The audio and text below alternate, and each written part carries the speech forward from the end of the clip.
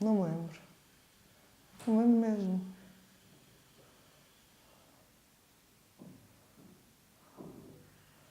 Fogo. Acho que a última que eu me lembro,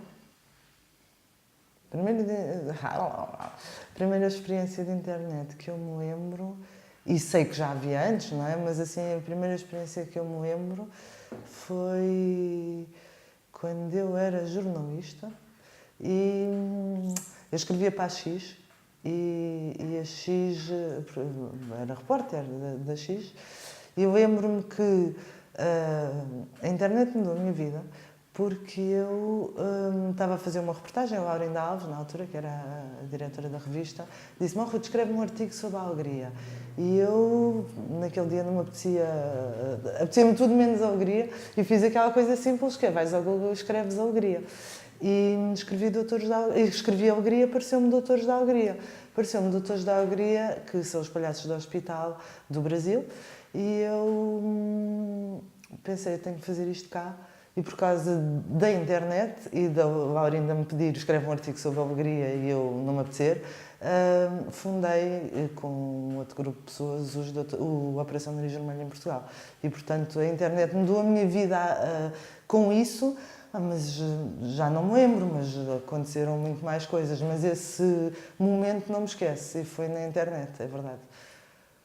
Na verdade, eu sou licenciada em Matemáticas Aplicadas e Investigação Operacional. E tive sempre na área de conteúdos, portanto eu sou guionista, já escrevi para aí umas 7 ou 8 novelas, sou jornalista, tenho livros publicados, já criei jogos. A minha paixão foi sempre comunicação e educação.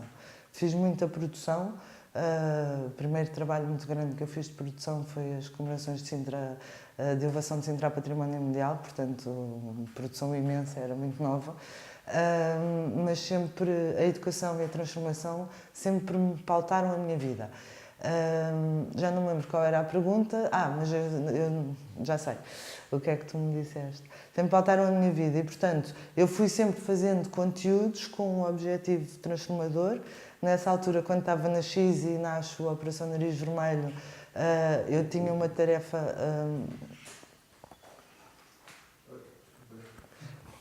Eu tinha uma tarefa complicada que era traduzir a linguagem médico para a linguagem palhaço e vice-versa.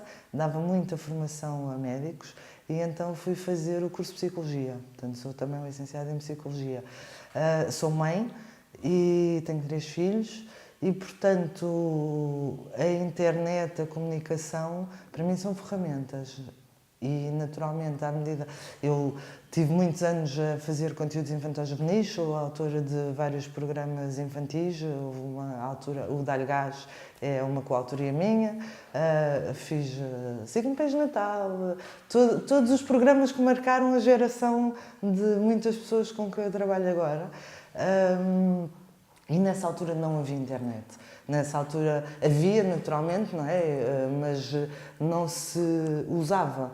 Eu acho que foi ali, a partir... Quando eu estava na X já se usava e depois foi um crescendo. E a internet é uma ferramenta, portanto, tem a ver com a forma como nós acedemos à informação. E depois, quando nascem as redes sociais com mais força, não é? Portanto, se calhar já poucos se lembram do Wi-Fi, do Wi-Fi. Eu tinha i5, que era para ver o que é que os meus filhos andavam a fazer, porque os mais velhos não usavam Wi-Fi. E já, eu não me lembro quando é que começaram a surgir as redes sociais, mas foi há 8 anos, 9 anos, não é? Não tenho assim mais ou menos essa ideia. E com as redes sociais, os telemóveis que permitem estar com uma total utilização das mesmas, não é? As fotografias, antigamente nós queríamos uma coisa qualquer, uma recordação, andámos com a máquina fotográfica para trás e para a frente. Hoje em dia já ninguém anda com a máquina fotográfica. Mas a internet, como nós hoje a conhecemos, e mesmo todo o suporte dos motores de busca e da informação mais sistematizada, sei lá, existe para aí há 8 anos, 7 anos, 8 anos, e a transformação de lá para cá foi gigante. Portanto, eu tenho uma carreira de 20 anos e ela não mudou particularmente, mudaram as ferramentas, não é? Também eu, quando comecei a trabalhar, não havia corretor ortográfico. Agora é que há. E por isso a internet está presente na minha vida como está presente na vida de todas as pessoas. Antigamente as câmaras eram uns calhamaços deste tamanho, era complicadíssimo, hoje em dia é tudo diferente e é essa tecnologia que muda, não são exatamente as pessoas e os propósitos. Nós usamos outras ferramentas, não é? Exato. Na verdade, sim e não. Porque eu fui sempre fazendo conteúdos, não é? E não me lembro, não me disse assim, olha aqui uma internet, agora como é que eu vou usar esta internet? Não foi isso, mas foi um processo muito natural. Eu tive a fazer, tive no Valentim de Carvalho a fazer a primeira novela para a China, foi um trabalho assim engraçado e aí já usávamos naturalmente muita coisa de internet. E depois disso fiz uma série de programas para Angola e fiz uma série de uma coleção de livros em conjunto com outros colegas, naturalmente, uma coleção infantil-juvenil, por acaso nunca vi Luz do Dia, mas ela foi encomendada. E não me lembro o ano, mas já foi há 6 anos, 7 anos, eu decidi fazer um programa de televisão que se chamava A Verdade de Cada Um. A Verdade de Cada Um tinha, era eu a apresentar, os conteúdos eram meus e tinha por objetivo exatamente falar da verdade de cada um e com adolescentes. E a minha primeira preocupação foi, eu quero falar destes assuntos, acho que estes assuntos são importantes, eram assuntos variadíssimos, tipo a diferença entre liberdade e responsabilidade, quando é que começava uma, quando é que acabava outra, a maneira como as pessoas olhavam para o dinheiro, quem é que manda na tua vida, era uma série de temas absolutamente importantes, na minha óptica, obviamente, para adolescentes. E eu pensei, vou para as escolas com esta conversa e eles vão todos mandar-me à fava, porque professores já têm muitos. E eu comecei a pensar como é que eu vou comunicar isto. E fui à procura de dizer quem é que são as pessoas. E dei-me conta que havia... E, portanto, foi à internet. Mas não foi à internet para usar a internet como ferramenta. Foi à internet como ferramenta de propagação. Foi à internet para usar a internet como uma ferramenta de pesquisa. E dei-me conta que começavam a emergir youtubers. E fiz um estudo de mercado e perguntei aos miúdos, pronto, a quem eu me queria dirigir, quem eram as pessoas que eles tinham como referência. E começo a ouvir palavras como Kiki Sot, Nerb, e eu, no idea. Fui para a net e descubro, não é, que o YouTube estava a começar na vertente como nós o conhecemos hoje enquanto vloggers e que havia uns miúdos espetaculares. Portanto, estive ali 2 meses e vi todos os canais que havia. Na altura eram 30 e poucos, portanto, imaginem. Portanto, se calhar a pessoa que catapultou com mais esforço o YouTube em Portugal foi o Saki. Houve ali 3 ou 4 youtubers que deram um bust para os mais novos, que hoje já não são mais novos, não é? E eu olhei para aquilo e disse, isto é fantástico. Os conteúdos eram extraordinários e, portanto, ganhei no telefone e disse, olha, vocês querem fazer um programa comigo? Veio o Kiko, o Dioxena, o Nerb e a Annie. E os canais deles ainda eram pequeninos. O do Nerb já eram... tinha pai 40 mil ou 45 mil. E fomos fazer o programa. E o objetivo era gravar o programa e fazê-lo também na internet, porque tinha uma página e a ideia era as pessoas enviarem vídeos com as suas opiniões e passar o trabalho do YouTube para a televisão. Aquilo foi realmente um sucesso. Nós chegávamos às escolas e era uma loucura, não por mim nem pelo meu programa, mas por causa dos youtubers. E foi super importante. Primeiro porque as temáticas eram importantes e ainda hoje, se quiserem, vão à net ver. Há vídeos muito giros, quer do Kiko, quer do Nerb, quer do Dioxena, quer da Annie, naturalmente, a falar destas temáticas. E o canal de YouTube da Verdade de Cada Um, em meia dúzia de dias, não foi muito, foi tipo 10 dias, chegou aos 50 mil seguidores. Foi assim, porque havia um espaço, havia menos conteúdos e havia uma procura de opiniões, de partilhas, de pensares. Havia menos gente, portanto havia muito mais espaço. Pronto. Nessa altura, eu sem querer, né, a minha intenção não foi agora vou ser especialista em redes sociais. Não, fiquei. Porque eu tive que descobrir como é que aquilo se fazia, tive que explorar, experimentar. Naturalmente, uma rede social, ou um canal, ou uma conta, alavancada com um programa de televisão e alavancada com listas de mais de 100 escolas a pedir para nós irmos às escolas, isto faz uma volumetria muito grande de trabalho. Tanto a Verdade de Cada Um só teve uma edição, porque ainda estávamos a meio dessa edição quando, na altura, a Ótimos me contactou e me disse: nós vamos lançar um tarifário e gostávamos que nos dissesses como é que achavas que seria a estratégia de comunicação. Eu disse uma coisa que sempre acreditei e acredito cada vez mais, não é? Tipo, o tempo não me provou que eu estava errada, antes pelo contrário, provou-me que eu, pelo menos até agora, não é? A verdade é sempre a de cada um, provou-me que eu estava certa e o que eu disse foi: um canal devem ser pessoas, os conteúdos devem ser pessoas e, portanto, sugeri que a WTF fosse um conjunto de youtubers e, portanto, convidei 9 e disse: eu vou trabalhar com estas pessoas e em conjunto vamos construir conteúdos. Fizemos imensas coisas, desde um filme para o cinema chamado Rós Rivais, desde um programa para mais TV chamado Happy Hour, desde 300 e tal palestras que demos para escolas pelo mundo inteiro, espetáculos pelo mundo inteiro, uau! E pelos planetas também, pelo país inteiro. Espetáculos de stand-up. Na verdade, o que nós fazíamos era procurar conteúdos que nós gostássemos e que, portanto, naturalmente as pessoas também iam gostar, que se iam identificar, e construí-los, porque isto trazia duas mais-valias. A primeira era podermos estar a fazer uma coisa que gostávamos de facto, e a genuinidade disso e a autenticidade disso naturalmente haveria tocar outras pessoas.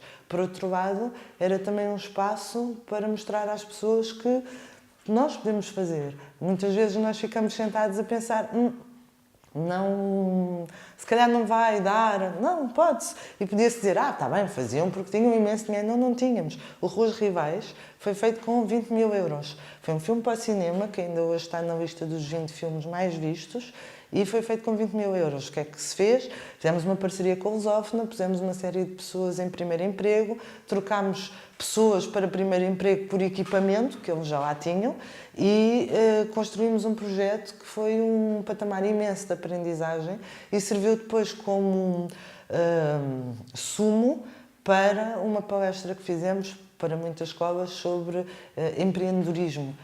O empreendedorismo é só a capacidade de resiliência ao erro e de acreditar num sonho.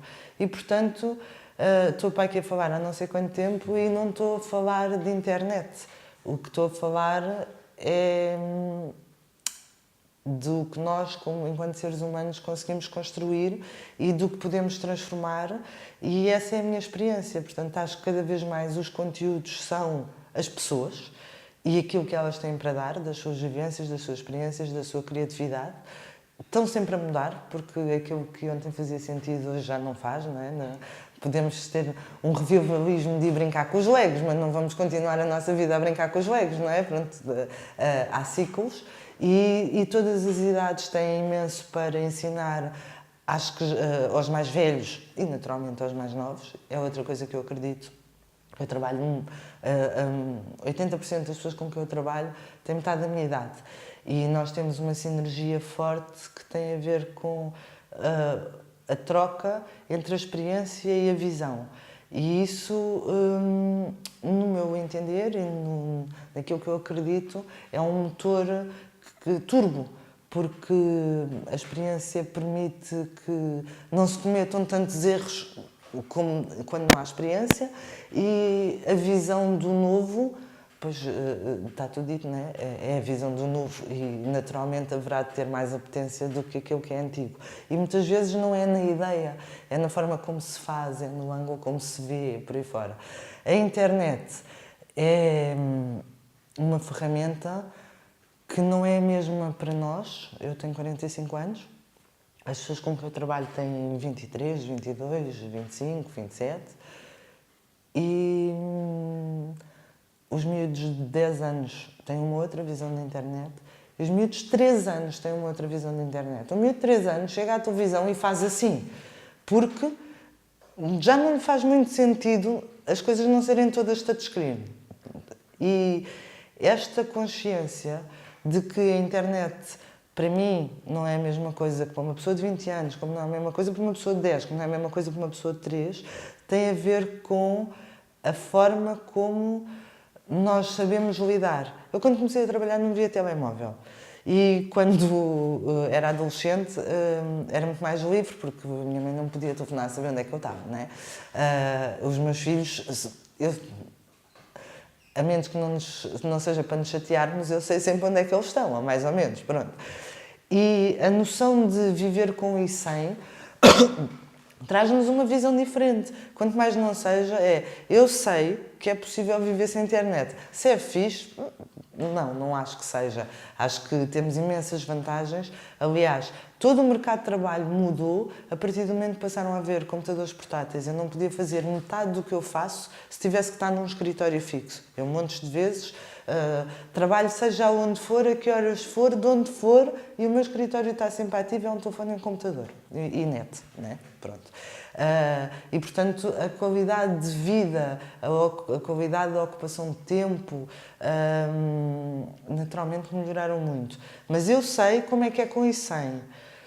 Os de 25 anos e de 24 sabem só mais ou menos, porque quando já tinham 10, 11, montaram o seu raciocínio, a sua forma de ver o mundo em cima destas ferramentas. Os putos pequeninos acham que a televisão está variada se não tem touchscreen. E isso é o motor. Depois, o que é que a internet traz mais? Que para mim, a coisa mais importante que a internet tem é a liberdade e o pensamento crítico. Por um motivo.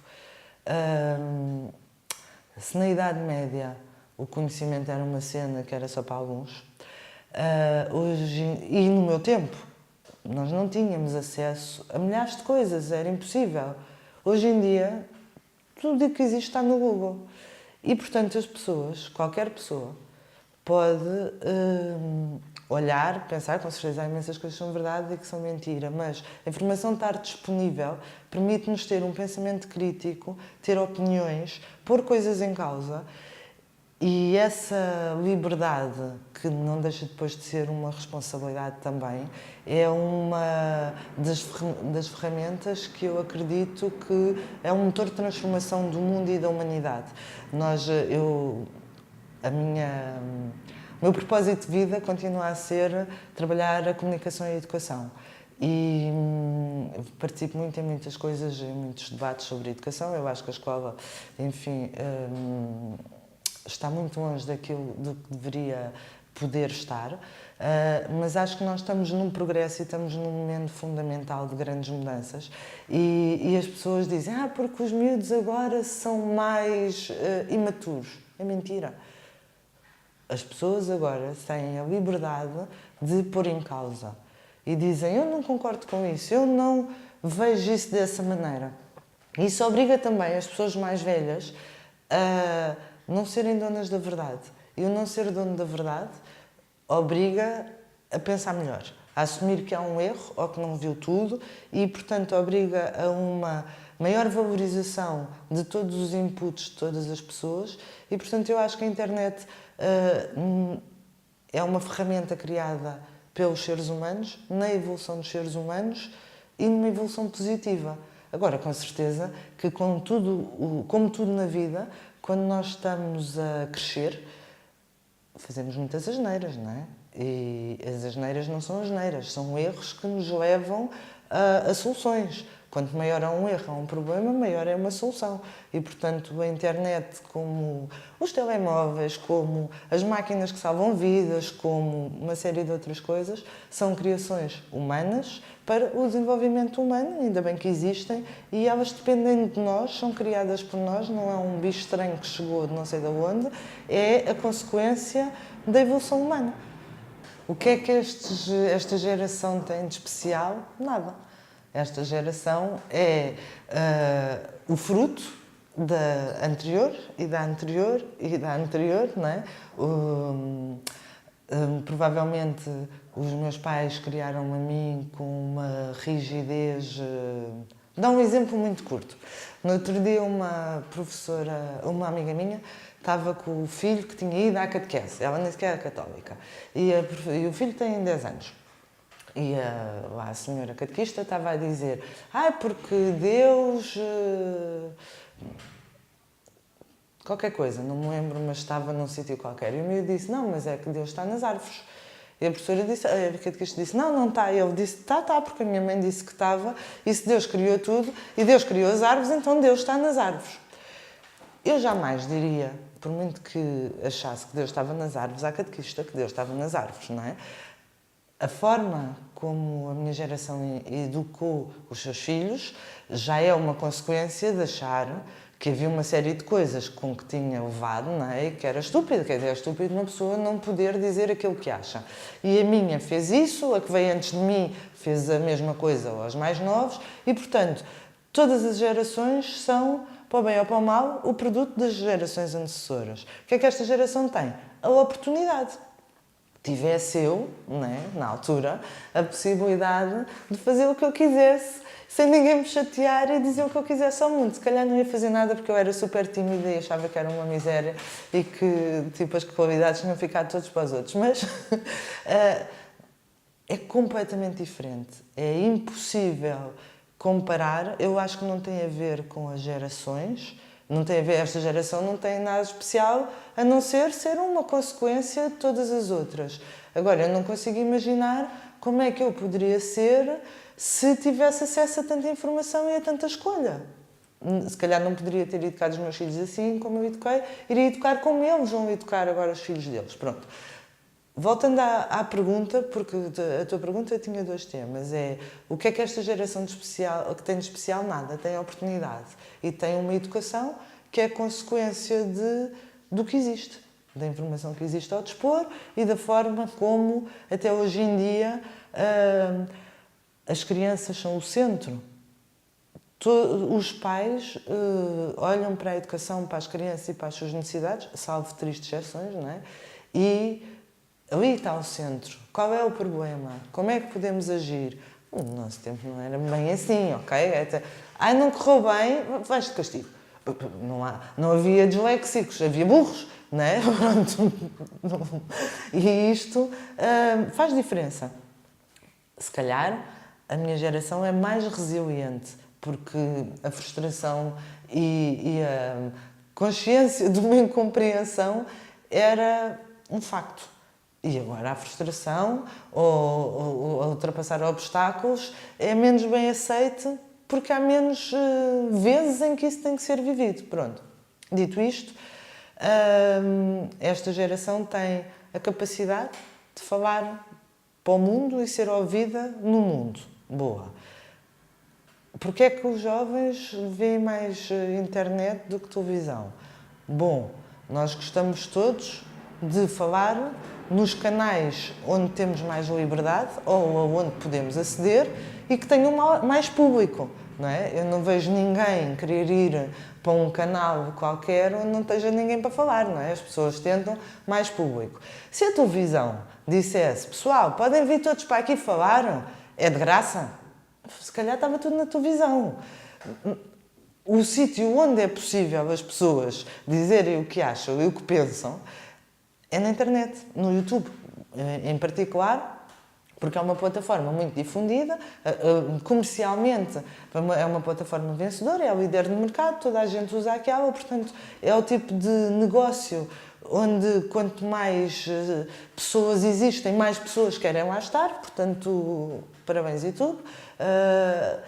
E, portanto, é um sítio onde, gratuitamente, tu podes, com toda a liberdade, fazer o que tu quiseres. E se os outros gostarem, vão ver. Portanto, isso acontece na televisão? Não. Então não é comparável, não é? Pois, consequência disto.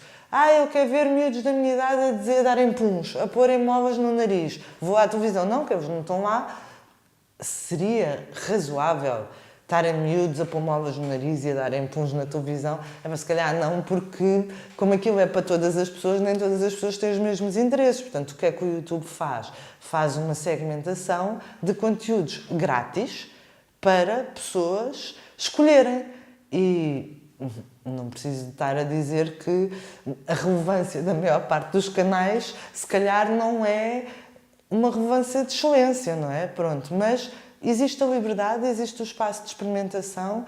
Agora, há um conjunto de conteúdos que, pela sua genialidade, saltam num instantinho do sítio onde só alguns querem ver para o sítio onde todos querem ver. Exemplo, Gatos Fedorento. Gatos Fedorento, ainda no princípio da internet, os vídeos eram virais, nem se sabia o que era ter vírus. Ainda os vídeos não tinham doenças, já os vídeos dos gatos fedorentos estavam cheios de vírus.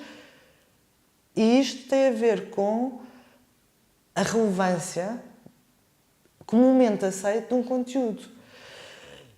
O que é que... E vai para a televisão, começa para o ciclo radical, porque aquilo era um bocado radical e agora vamos investir, tipo... E depois, de repente, são só os... Porque até aquilo era uma linguagem diferente, ainda não se... tipo, o papel qual papel, será que isto cabe? É o criar um novo. E depois, hoje em dia, toda esta geração faz vénias ao Ricardo Ouros Pereira, que realmente é não desfazendo os outros, mas é uma pessoa que, de uma genialidade imensa, de uma inteligência imensa e de um rigor humano que também faz eco, porque as nossas referências não são só criativas, são morais. E elas podem não ser a primeira layer, mas elas estão lá. E a partir do momento em que nós começamos a achar, a julgar determinadas atitudes ou formas de estar, isso repele-nos, por muito que o conteúdo seja espetacular. Não é o primeiro ponto, mas é o segundo. Portanto, a televisão cumpre neste momento o papel da televisão, que é reúne o conjunto de conteúdos que mais interessa ao comum das pessoas. Temos uma população hiperenvelhecida, com uma disrupção imensa em relação à internet, não é? Porque não tenho a certeza, mas penso que 70% das pessoas que veem televisão têm mais de 50 anos. Se não tem mais de 50, tem mais de 45. Portanto, não é de já mal a ninguém, mas uma primeira consciência que nós temos assim que nascemos é que havemos de morrer, não é? Mais cedo ou mais tarde, acho que faz parte do inevitável. E, neste momento, a televisão tem o seu papel, que é serve à união da maioria. E, portanto, nós temos uma série de conteúdos, portanto, nós temos uma demografia... não vou dizer grave, mas é de olhar para ela, não é? Portanto, a nossa população é muitíssimo envelhecida, passarão mais 10 anos, 15 anos e tudo muda. E quando tudo muda, aí é que nós vamos perceber o que é que afinal é a televisão. Porque eu acredito que a televisão seja o espaço onde se reúnem os conteúdos que a maioria quer ver. Porque há um prestígio na televisão que eu não sei explicar. Eu trabalho com muitos youtubers. Todos eles querem ter coisas na televisão. Ninguém quer ter coisas no YouTube, não é? Está-se agora a fazer a Casa do Cais. A Casa do Cais está na RTP Play e está no YouTube. O desejo é ir para a RTP. Nós nem sabemos se a maioria quer, veria, que audiências teriam. Porque o tipo de pessoas E não é que as pessoas sejam burras ou estúpidas, têm outros interesses. Os interesses de uma pessoa dos 45 anos aos 70 não são necessariamente os mesmos, não são quase certeza, não é? Fora as notícias e as histórias de encher chouriços, os interesses não são os mesmos e, portanto, eu acho que ninguém sabe a resposta do que é que vai ser a televisão. Porque, para mim, a televisão tem a característica de reunir aquilo que a maioria quer ver. E é por isso que a televisão é muito mais importante que o YouTube. Porque no YouTube todos podem pôr tudo e cada um vê o que quer. Na televisão, o que lá está é quase uma aprovação social do que a maioria mais gosta. E é por isso que as pessoas dão tanta importância à televisão. Neste momento, bom, os mais velhos, e cada vez mais é engraçado, e sugestão para os youtubers, façam conteúdos para as pessoas mais velhas, porque elas adoram, todas têm tablet, todas é bom, não é? Mas as que têm uma vida minimamente digna têm tablets e veem uma série de receitas de cozinha e por aí fora nos tablets e estão sempre a brincar às tecnologias para se sentirem modernos. E porque percebem que faz sentido e porque os próprios programas da manhã, do Gocha, do não sei quê, levam as pessoas para a internet, educam as pessoas em relação a este novo conceito. Eu criei, fez parte da minha vida ter uma empresa de transformação de caminhões de tiros. E eu fiz o primeiro caminhão do FDTI que explicava o que era a internet. Foi quando começou a aparecer a internet. Agora, há bocado não respondi, já não me lembrava. E isto foi em 96, 95, 96, por aí. E o objetivo era dizer às pessoas como pesquisar, que aquilo havia. Esta parte fez-me perder, mas pronto, basicamente o que é que eu acho que é o que está por responder. O que está por responder é, quando as pessoas mais velhas deixarem de ser a maioria, o que é que a maioria vai querer ver. E eu acredito que a televisão terá sempre o que a maioria quer ver. E, portanto, uma não substitui a outra, porque uma tem o objetivo de falar para toda a gente, com uma capacidade financeira de produção de conteúdos com certeza muitíssimo mais elevada, porque é premium, não é?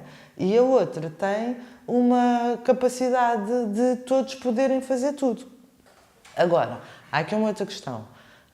O conceito de televisão também irá mudar.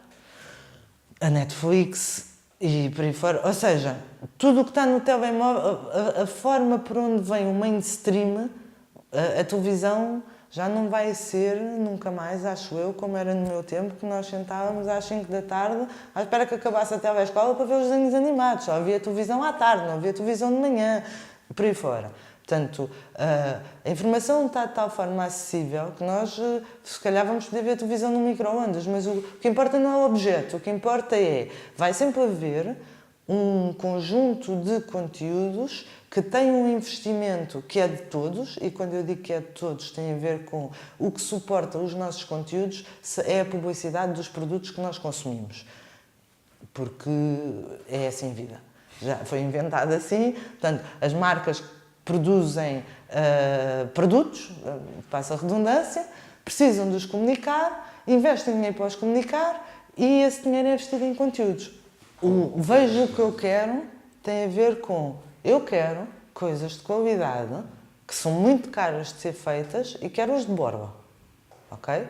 Isso não desvincula em nada ou não contradiz em nada aquilo que eu disse.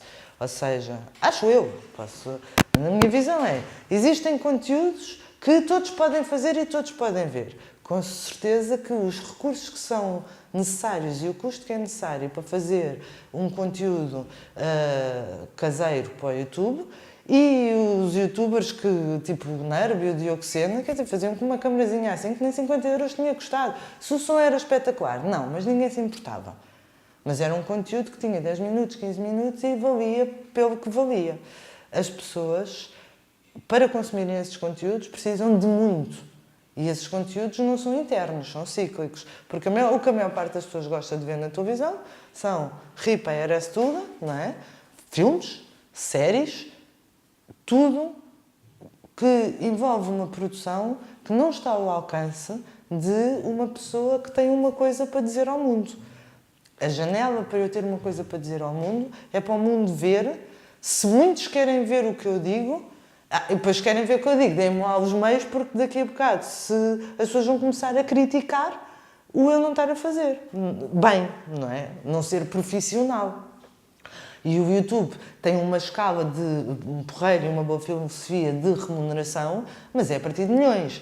A partir de milhões, já é muito fácil ser um sítio onde a publicidade entre. E agora, indo para a tua pergunta. Os diretores de programas, e eu trabalhei muitos anos em televisão, são escravos. E todas as pessoas que trabalham em televisão são escravos de uma coisa que se chama audiências.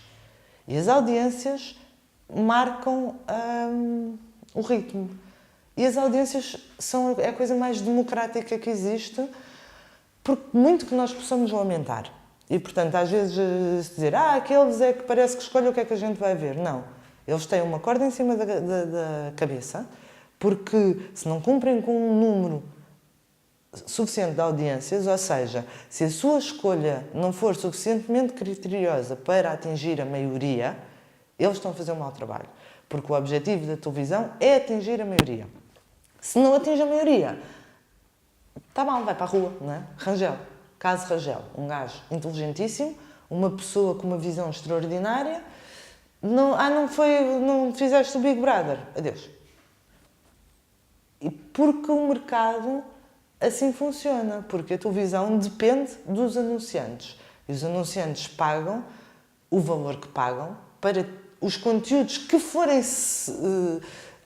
necessários que cumpram aquelas audiências. Se for um senhor a fazer cocó, pode ser. Não é? Há quantos milhões a querem ver um senhor a fazer cocó? Então a gente paga para a sanita ser dor, porque as pessoas querem comunicar, as pessoas marcas, querem comunicar com o maior número de pessoas possíveis. Portanto, indo para a tua questão, a televisão poderá não ser o objeto central da sala do aparador, do Napron, onde a família se reúne a ver o filme no domingo à tarde. Mas a televisão será sempre o sítio onde os investidores vão pôr mais dinheiro. E os investidores vão pôr mais dinheiro onde houver mais audiências. E isso envolve profissionalismo, constante renovar tecnológico, envolve sempre muito dinheiro para fazer esses conteúdos. Portanto, a malta gosta muito de ver tudo muito bom, grátis. E pode. Mas esse é o conceito de televisão. É os conteúdos mais mainstream, que mais pessoas vão gostar de ver, serão sempre os mais bem pagos. Porque será aí que a publicidade vai chegar. Porque, da mesma forma como as estações vivem de audiências, os investidores vivem de números. E andam todos à procura da mesma coisa. Existe um outro ingrediente aqui, que é invisível, mas altamente determinante, que são empresas de estudos de mercado, empresas de rankings. As pessoas que têm genuinamente e honestamente, dentro do que são as nossas possibilidades tecnológicas e de medição, a função de medir o impacto, a utilização, o alcance, são essas que determinam para onde vão os investidores e quais são os conteúdos. E isso é a televisão. Porque cada vez mais nós vemos uma série na Netflix e já não vamos querer ver a novela de não sei quê, porque está muito mais bem feito, o argumento é muito melhor. Eu não preciso dizer quanto é que custou um episódio de Game of Thrones. Porque é sempre mais dragões, mais tecnologia, não é? Isso é muito caro. Como é que é possível? Quantas pessoas veem? São não sei quantos milhões no mundo inteiro. Temos filas de senhores a querer patrocinar e temos de dizer, já é demais, porque nós não podemos encher isto de detergentes, não é? E, portanto, fica no lixo, e assim é a nossa evolução. Nós, enquanto seres humanos, precisamos de comunicar uns com os outros e precisamos de evoluir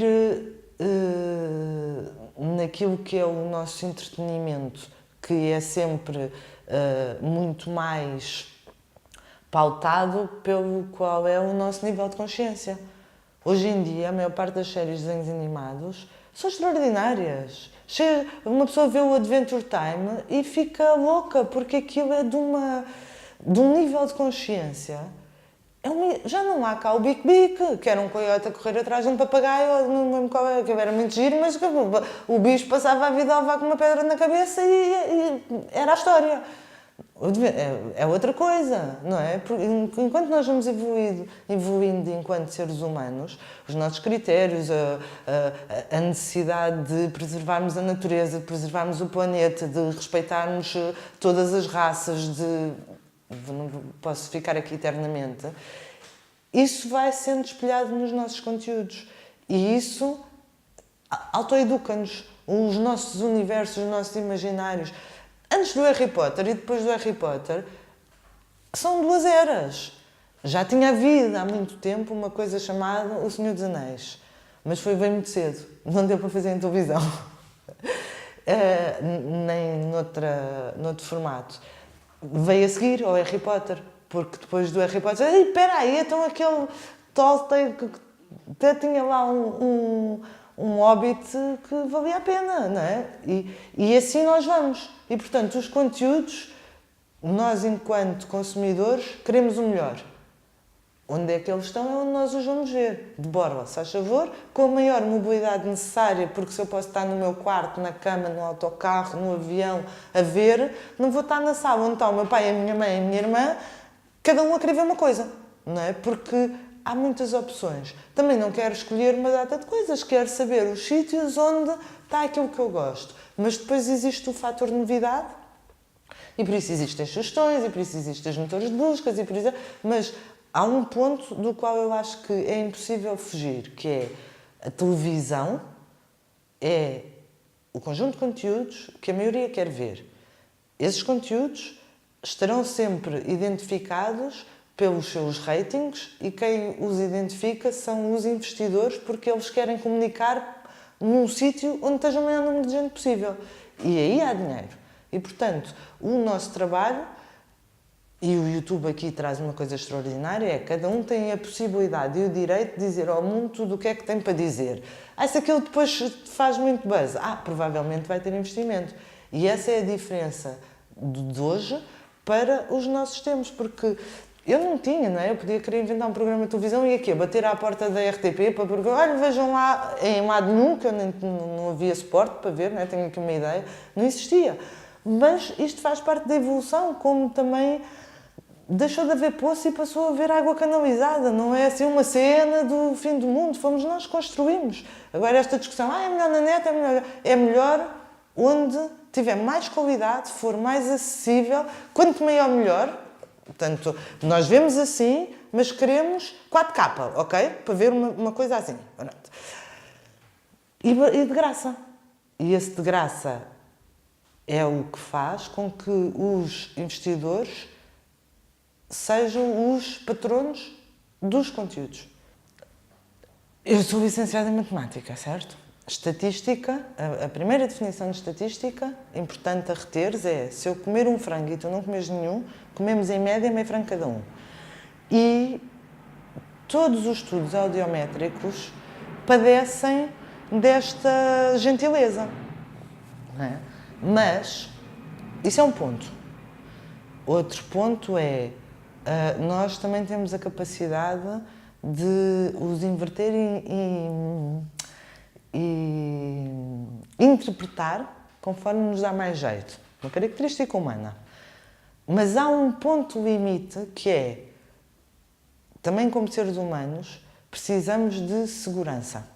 Não é? E as empresas têm diretores de marketing, chefes de departamentos que têm que dar conta das decisões que tomaram e dos investimentos que fizeram. E as pessoas dizem assim, não, eu preciso de um papel com um número que sustente a minha decisão. E, portanto, esse não é muito fiável ainda, mas é o papel que há, é o papel que comumente todos aceitamos, então é esse papel. Porque o que tu estás a trazer é outro tema, que é a nossa noção, a nossa capacidade de medição audiométrica e a nossa capacidade de medição, na generalidade até a nossa capacidade científica, ainda está altamente enviosada, não é? Faz parte do crescimento, faz parte do processo, é mesmo assim. Não há 100 anos, portanto, se nós olharmos para trás e vermos o que é que evoluímos em 100 anos, quer dizer, é absurdo, não é? Só a entrada dos computadores, da partilha das folhas de cálculo, da partilha de informação, somos uns bebés. Nós conseguimos olhar para o que é, onde podemos chegar, mas ainda não estamos lá, não é? Estamos a ir. E não estamos a ir. Há um lado que eu acho que é muito importante e que eu acho que essa consciência existe, estamos a ir e queremos caminhar para uma sociedade mais justa, mais sustentável, com mais equidade, mas com certeza cometemos erros e as decisões que tomamos têm que ser sustentadas em alguma coisa. Todos temos a consciência que as nossas métricas são um cocó, mas de todos os cocós, qual é o que é mais ou menos fiável? É este. Então é em cima desse que nós nos vamos pôr, porque a televisão por cabo, há muito pouco tempo, eu não sei como é que está agora, mas sei que há 2 ou 3 anos não era possível medir o número de pessoas por canal no cabo, era possível medir quantas pessoas estavam no cabo, em que canal estavam não se sabia. E portanto, era assim um bocado ao vento, não é? Mesmo a própria audiometria televisiva era por telefone. Olha que canal é que a senhora está a ver. Manel, o que é que está na televisão? Não é? Há pessoas que têm 2, 3 televisões em casa. E isto num espaço de 10 anos. É absurdo nós acharmos que vamos ser muito rigorosos e que não sei o quê. Depois, os canais emergentes, como as redes sociais, Facebook, YouTube, naturalmente também tentam a todo o custo fazer do seu negócio um negócio mais eficaz. E, portanto, o que é que acontece? Há um Snapchat. O Instagram também faz Snapchats. Olha, acabou-se o Snapchat. Nasceu, viveu 1 ano e morreu. Os vídeos no YouTube estão a ser vistos no Facebook e o Facebook não ganha nada com isso. Então eu vou fazer aqui um algoritmo para ganhar, porque os outros estão a comer no meu negócio. Aquilo é enviesado porque eles arrancam um vídeo, quer a pessoa veja que não veja. Chicos espertos.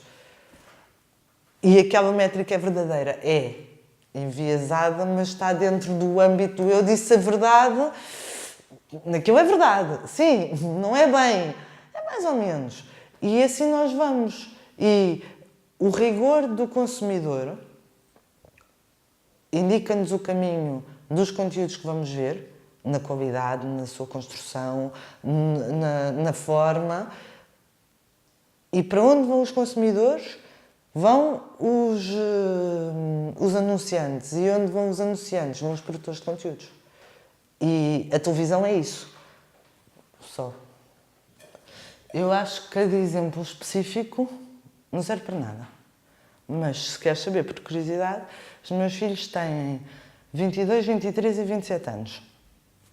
E eu fui sempre trabalhando para os meus filhos. Ou seja, eu sempre, quando os meus filhos eram pequeninos, eu fazia conteúdos infantis. Quando os meus filhos eram adolescentes, eu comecei a trabalhar com adolescentes. E eu fui sempre trabalhando para os meus filhos. Os meus filhos têm zero de hábitos de consumo de conteúdos a ver com o consumo de conteúdos da maior parte das pessoas com que eu trabalho aqui. A minha visão, se calhar, é mais rica, porque como convivo com muitas pessoas da mesma idade, da mesma, mais ou menos com as mesmas condições e acessos, não é? Porque nós falamos muito do YouTube e das redes sociais e do Reco-Parta, é uma coisa muito urbana, porque tu vais para o interior e vais para muitos sítios, esquece, as pessoas não têm, vêm na escola, portanto, nem sequer é uma coisa que a internet está em todo o lado. A internet está para aí, neste momento, a 30% da população portuguesa. Se tanto. E, portanto, nem isso é uma relevância. Mas eu tenho pessoas aqui, com quem eu trabalho, que o que é que vês no YouTube? Só música. que é que vês? Só documentários, papo documentários. O que é que vês? Só vídeos com gatinhos e a rir e parvoíce e palhaçadas. Não. Portanto, as pessoas não veem todas a mesma coisa, nem têm todos os mesmos interesses. Os meus interesses são os mesmos de sempre. Eu tenho muito pouco tempo para ver conteúdos e, portanto, eu vejo, às vezes, assim, tipo, imagina, um domingo, e então eu apetece-me, um domingo que eu estou em casa, então apetece-me ver uma série toda de empreitada. Mas posso estar a ver desenhos animados, eu gosto muito de desenhos animados. Não tenho um padrão daquilo que vejo. Eu não sou uma consumidora de conteúdos. Se calhar os conteúdos que eu mais consumo são livros. Mas eu gosto de ver televisão. Vejo pouquíssimo, não é porque eu não quero, mas não tenho muito tempo. E quando tenho, já tenho uma lista de coisas que eu gostava de ter visto, e tenho uma data de coisas que vão ficando na lista do que um dia hei de ver, não sei quando é que será esse dia, mas isto para dizer, os hábitos de consumo são tão diferentes, mas tão diferentes, que se espelham outra vez na mesma coisa que eu te disse, que é onde é que está a maioria, não é? Tu dizes assim, epá, a música muito boa, pois há, mas onde é que está a maioria? Não é? E tens concertos, tens bandas que tu não entendes, porque o entretenimento e os conteúdos têm duas funções.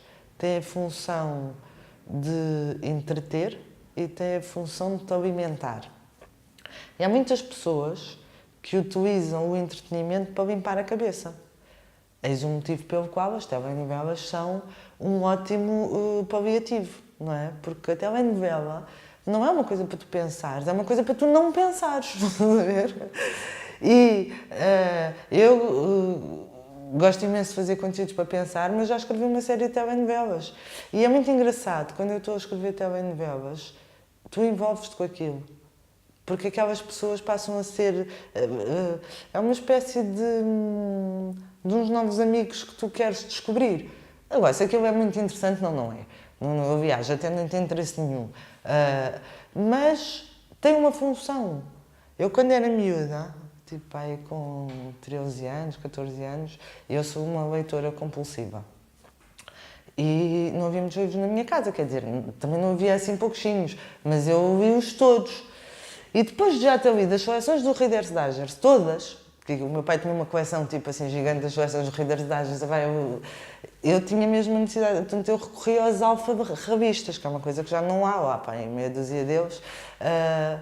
E o que é que eu gostava mesmo? Era uma coisa que também nem sei se já assim ainda há, que eram as Júlias e as Sabrinas, que eram uma espécie de umas novelas, tinham 120 páginas cada livro, e trocava no alfarrabista por 5 escudos ou uma coisa assim, e eu ia uma de manhã e uma à tarde. Eu ia de manhã ao alfarrabista buscar uma e depois ia à tarde buscar uma. E aquilo não era para pensar, era para não pensar, não é? Aquela coisa, era sempre uma miúda que depois havia um dia de ir casar com o príncipe e aquela era a minha cena porque eu gostava, era romântica e achava piada a isso e não havia telenovelas nessa altura. E eu era uma consumidora real de telenovelas.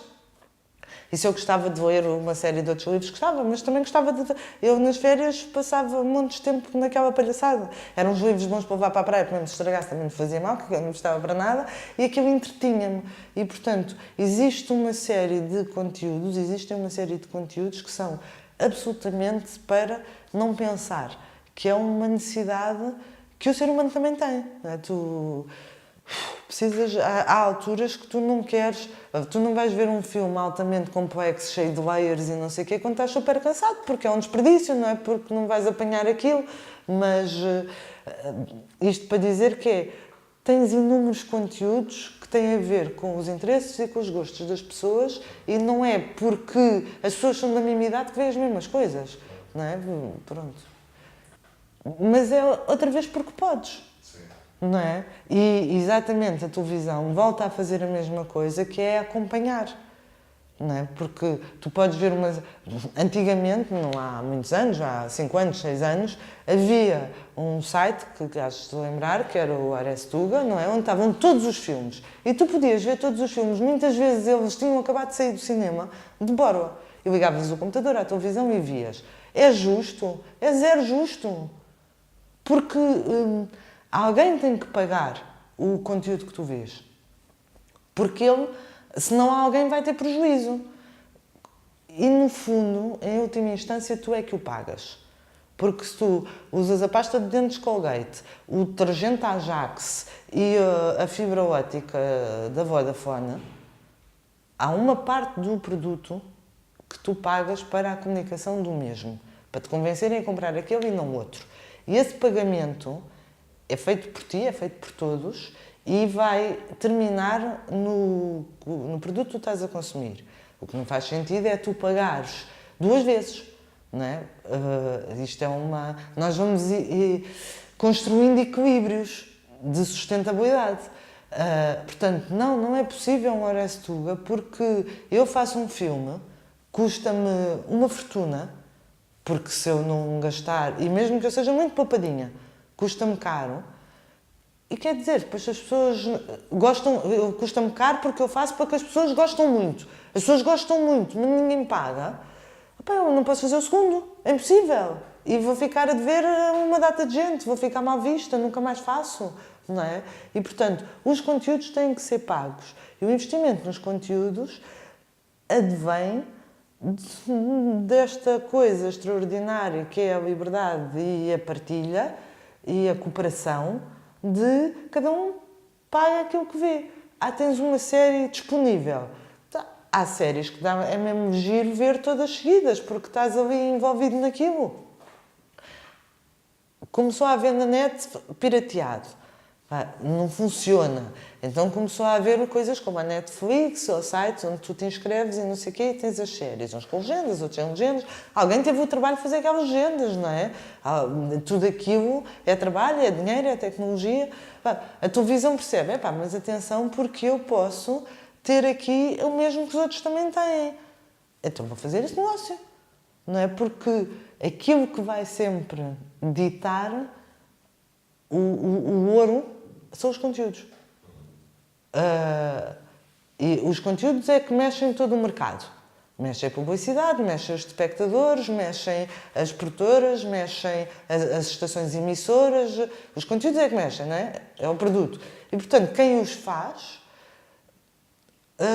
tem a responsabilidade e o risco de cumprir com as expectativas e de inovar. E depois às vezes acerta completamente ao lado, às vezes acerta na mousse. Pronto, mas isso faz parte da função criadora, não é?